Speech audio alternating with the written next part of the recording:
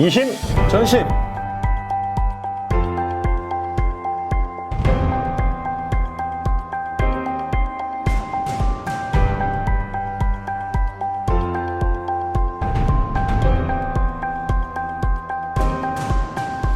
돈을 지배하고자 하는 마음은 누구나 같습니다. 이심 전심. 네, 오늘도 이심전심 진행의 이용돈입니다. 아메리츠에셋의 켄치에 대표님 모시고 또 여러 가지 이야기 나눠보겠는데요. 안녕하십니까? 네, 안녕하세요. 네, 반갑습니다. 네.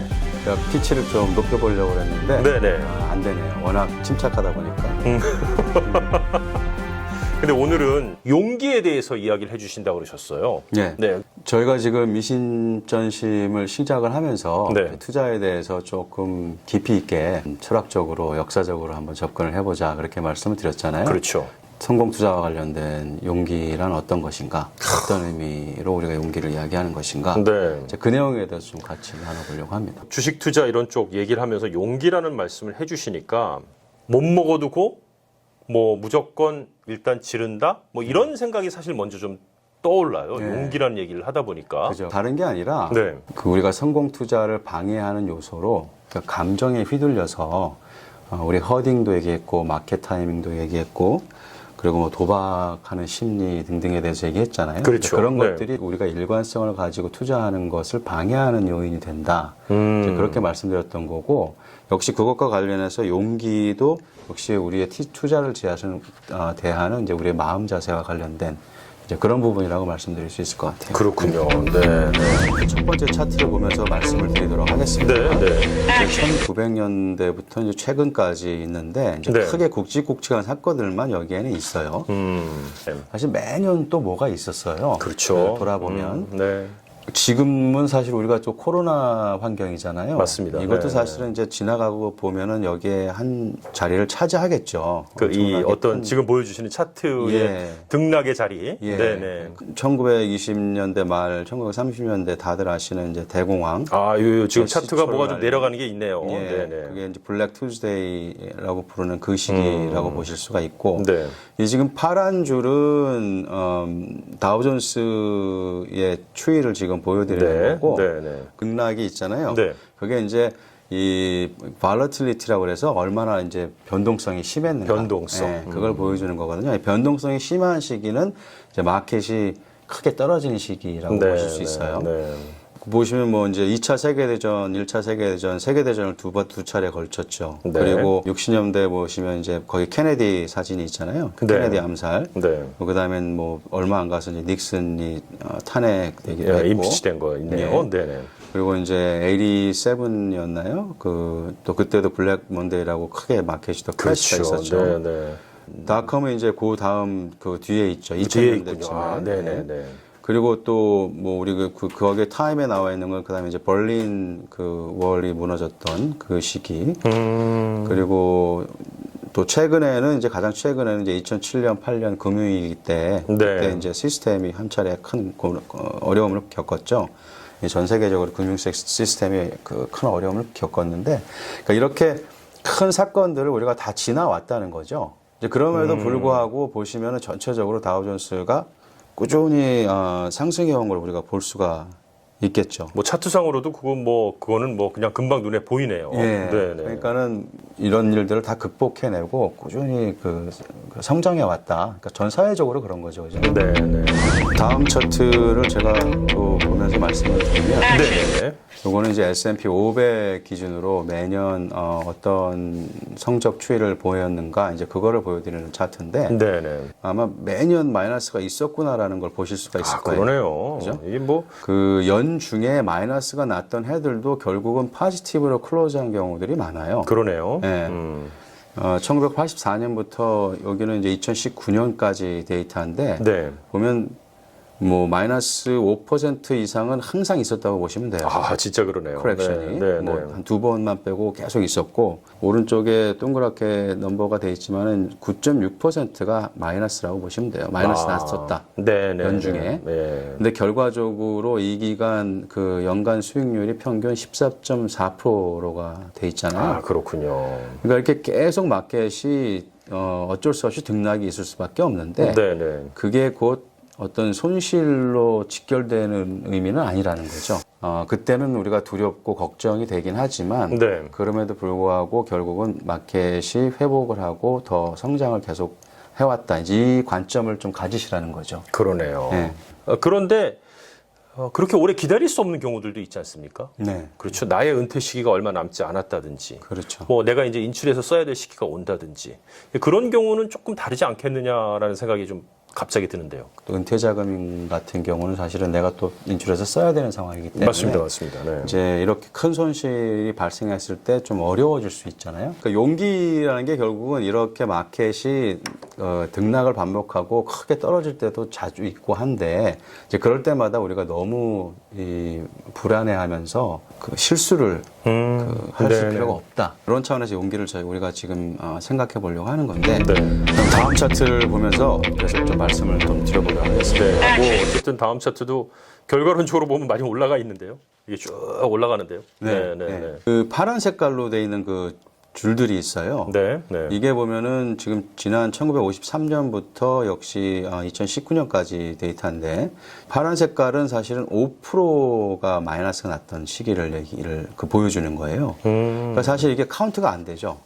그러네요. 너무 많아서. 음. 그 노란색은 사실 10% 맥시멈 10% 정도까지 마이너스가 네, 났던 네, 헤드를 네, 네. 지금 표시를 해놓은 거거든요. 근데 이 5%, 10%는 사실상 결국은 뭐 항상 있는 조정이고 있는 커렉션이라고 보실 수가 있는 거죠. 그러네요. 이게 뭐 완전히 색칠을 해야 할 만큼 네. 이게 이제 거의 예. 뭐 다닥다닥 붙어 있잖아요. 붙어 있어요. 예, 예, 예. 그러니까는 이럴 때마다 우리가 내려가나 보다, 내려가나 보다 하면서 뭐 들락날락 하시면 사실은 이 전체적인 그 상승장을 놓치실 확률이 높은 거죠. 그러네요. 네, 그러니까는 이런 5%, 10% 조정장에 대해서는 사실은 특별히 이렇게 이모셔널리 반응하실 필요가 없다는 거죠. 단지 이제 우리가 조심해야 될 부분이 이제 20% 이상 이제 드로우다운이라고 하는데 우리가 네네네. 사실 20% 이상씩 떨어지는 마켓 환경에 내가 잘 대처하는 것, 대응하는 것, 이제 그게 중요하다는 거죠. 그렇지만 5% 10%에서도 용기를 갖고 있으라는 얘기는 5% 10% 정도는 늘 있고 회복이 좀 된다는 그런 말씀이신 거겠죠? 그렇죠. 네. 자연스럽게 다음 차트를 보시면은 네네네. 추가적인 답변이 될 것 같습니다. 네네. 여기 브레이크 기븐 시나리오라고 제가 있는데 우리 편하게 말하면 똔똔되는 시기 그렇죠. 뭐 이런 원금 회복되는 원금 회복이요. 네네. 그런 시나리오인데 뭐 10만 불이든 얼마든 상관없지만 이제 10만 불을 투자했다고 가정할 100K. 경우에 네네. 맨 위에 보시면 이제 5%가 하락한 케이스죠. 그럼 5%가 빠지면은 10만 불이 이제 9만 5천이 되는 거죠. 네. 브레이크 이븐이 되는데 다시 원금을 회복하는데 걸리는 기간이 맨 오른쪽 칼럼은 사실은 7%그 애뉴얼 리턴이 날 경우에 연율 7% 수익이 날 경우를 가정을 한 건데 근데 또 재밌는 거는 네. 실제로는 다운마켓이 있고 나서 회복하는 수익률은 네. 훨씬 높아요. 그렇죠. 네. 뭐 7% 이런 게 아니고 뭐 20%, 30% 이렇게 오르기 때문에 실제로는 더 빠를 수도 있죠. 그러네요. 네. 7% 수익률이 발생한다고 가정할 경우에 원금을 회복하는 데 필요한 수익률이 5.26%입니다. 네. 그래서 실제로는 1년도 안 걸리는 거죠. 그러네요. 5%가 빠졌을 경우에는. 네. 그리고 10%가 빠졌을 경우에도 사실은 9만 불로 줄었지만 10만 불이 네. 브레이크 기븐 하는데 필요한 수익률이 11.11%예요. 네네네. 연수익률을 가정할 경우에 1.5년 정도면은 원금을 회복하세요. 1년 반. 네네. 15%까지도 뭐 17.64%가 회복을 해야지만 네. 한 2.4년 정도 걸린다고 보시면 돼요. 네네. 20%까지도 회복하시면은 25% 수익이 나야 되는데 원금 회복을 위해선 그러면 한 3년 정도 걸리는 거죠. 20%까지 하는 그 밑에는 그렇게 자주 있는 건 아니긴 하죠, 물론. 그렇죠. 아까 뭐 예. 보셨던 것처럼 사실은 이렇게 손에 꼽을만 하잖아요. 그러니까 5% 10%에는 너무 그렇게 동요하지 않으셔도 된다라는 얘기네요, 이게 지금. 네, 그러니까 실제로 회복하는 데 네네. 필요한 수익률도 낮고 그렇게 조정장이 있고 나서 반등은 사실은 7% 이상 나는 경우가 실질적으로 더 많긴 한데 네.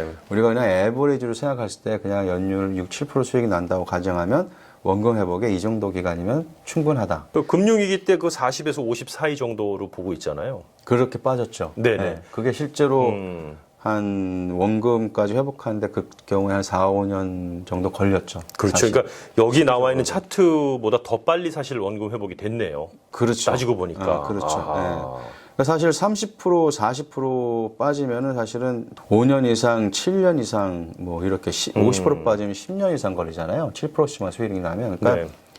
이렇게 많이 빠져버리면 사실은 아까 말씀하셨듯이 지금 내가 잘 관리를 하면서 써야 되는 돈 같으면은 이게 회복이 사실은 상당히 힘들 수가 있죠. 힘들긴 하죠. 네. 네네네. 이제 그런 경우라고 하면은 20% 이상 손실이 나는 그 경우를 최대한 좀 막고 손실이 나도 좀 그걸 미니마이즈하고 이제 그런 쪽으로 사실은 자산운용 전략을 좀 짜셔야 되는 거죠. 그렇군요. 예. 네.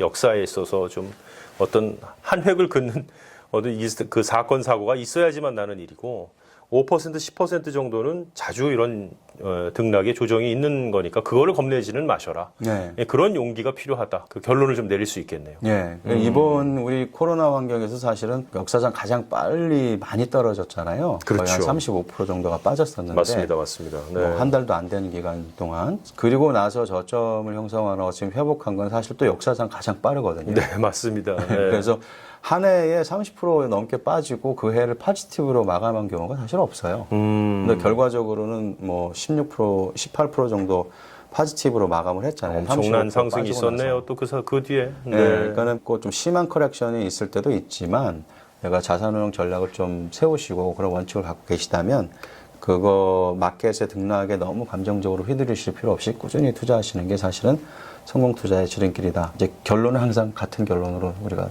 도달하게 되는 거죠. 알겠습니다. 네. 어떻게 용기를 가져야 하는지 계속해서 지켜봐 주시고요.